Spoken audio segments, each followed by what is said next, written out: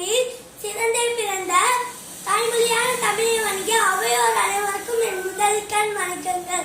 நட்ட விதைகள் நல்லதாகவும் பட்ட கஷ்டங்கள் பலம் தந்த இந்த சுதந்திர நாள்.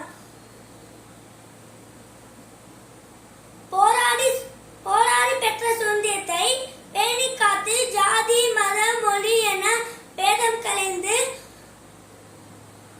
நாம் அனைவரும் இந்தியர் என்ற ஒற்றுமை உணர்வோடு வாழ்வோம்.